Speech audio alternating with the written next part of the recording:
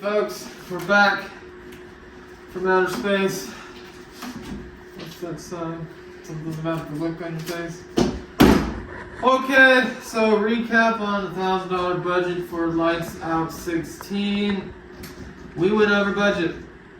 No surprise. But we did get a little bit of extra help, so our end budget was $1,400. We did get an additional $400 gifted to us by a very special fan. Thank you. But we did go over. But depending on how you break this down, we were pretty close. We disagree on how the budget is calculated. I have the itemized breakdowns here. I'm gonna tag Michael Narks because Pause for effect. So essentially, as far as what we would consider essentials, and the caveat to this would be if you camp there, you could do it for under $1,000.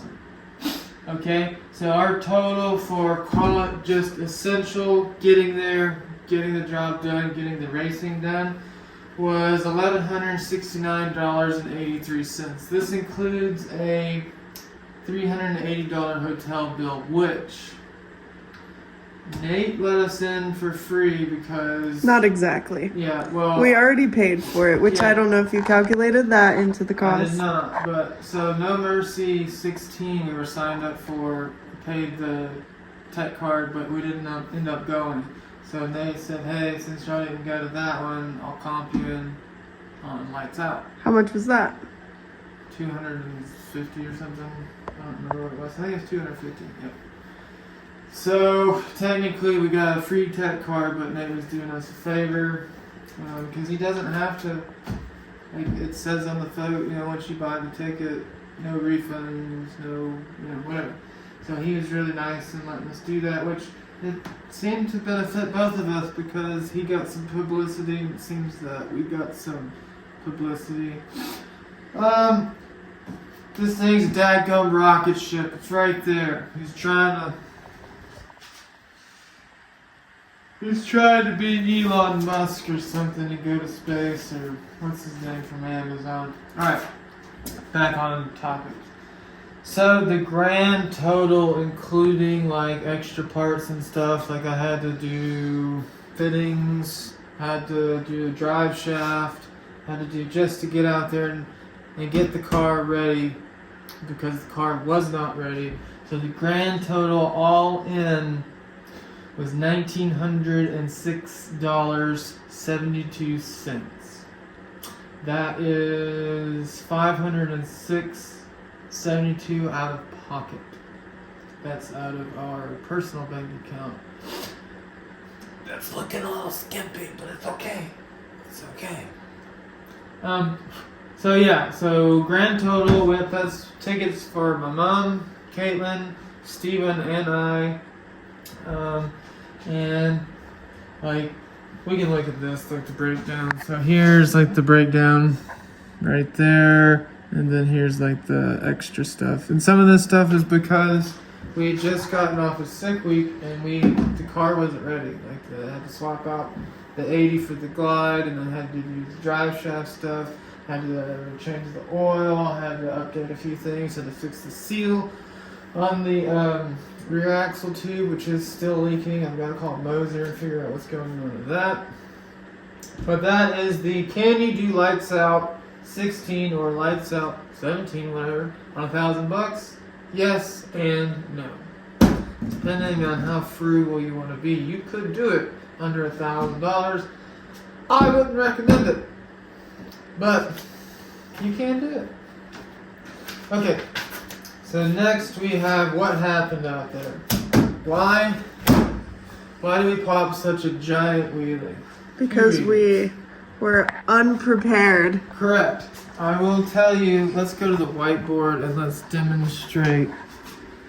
Or I'll just write down. Okay, so the Power Glide.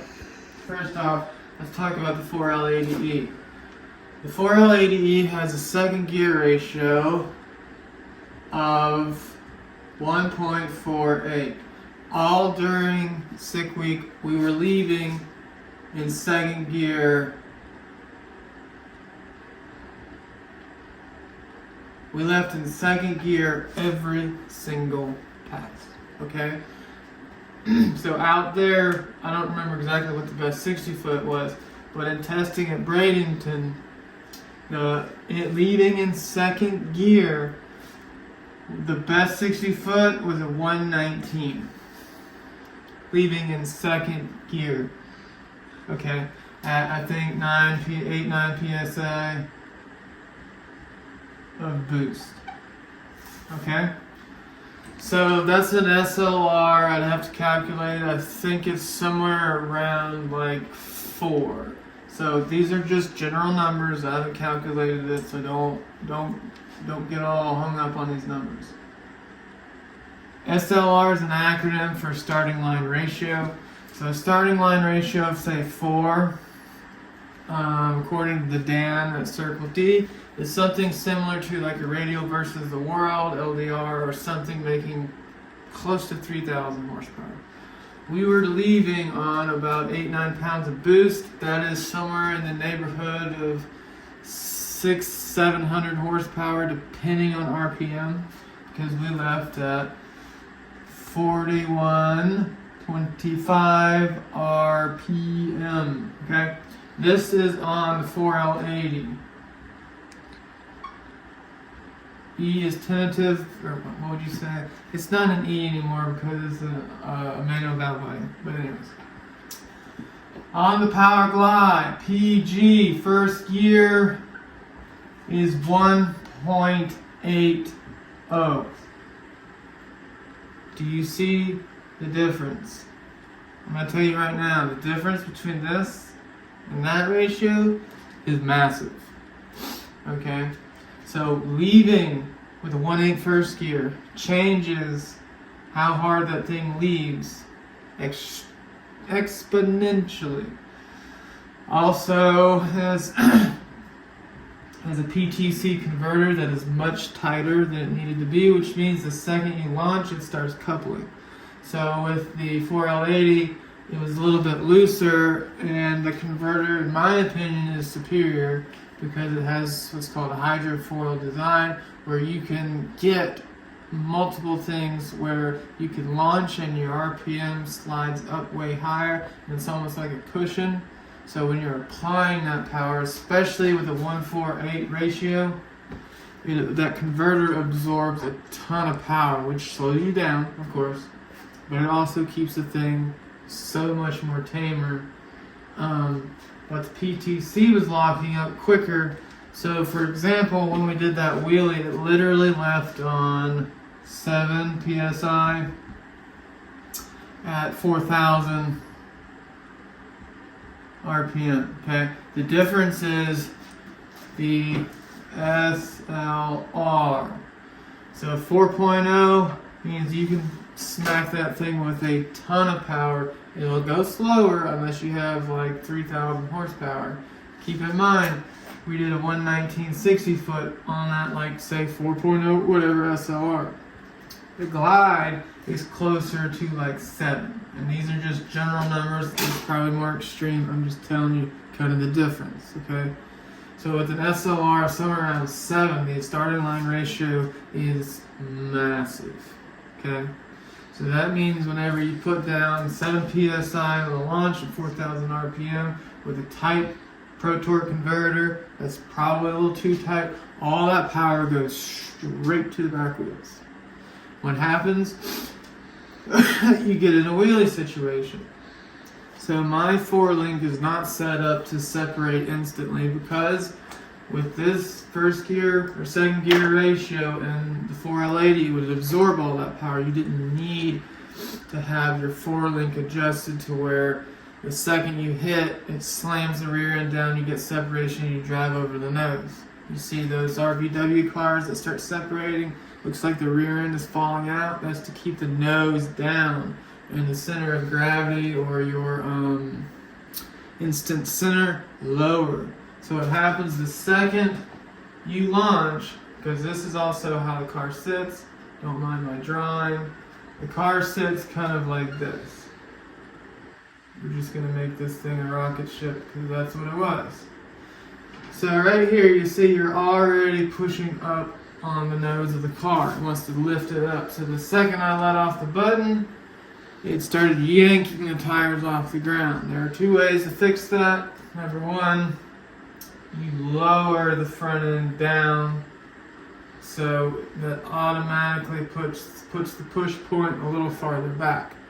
The other thing is you can change your bar angle, and these are extreme, to where it pushes your instant center is more back here, so it pushes and separates the back of the car, keeping the nose down, extending that rear end, keeps you out of a wheelie. So you're almost like snow plowing, essentially snow plowing it down, but you can apply a ton of power to the back of the car.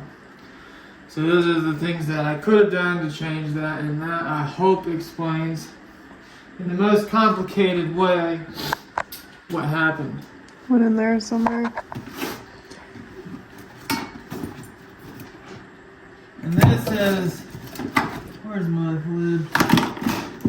Oh, and this is kind of the abridged version. Essentially, why it popped a wheelie, converter was too tight, gear ratio to power glide was too low, so all the power went directly to the back wheels. The chassis was not set up to separate quick enough for that amount of power, so it had no choice but to just go up. So the solution is for the 4L80 by 1.6 first gear and 1.31 second, and obviously 1-to-1 third will do wonders for the car as far as keeping the SLR somewhere around 5-ish. So you can apply all that power, you can get that short track time, but also adjusting the suspension and the ride height, lowering the ride height in the front, adjusting the bar angle so it wants to separate the back. That's how you keep away from the wheelie. The problem with that is if the track sticky surface or the track condition in general is not there, because you're relying on the mechanical advantage, that tire has to stay planted.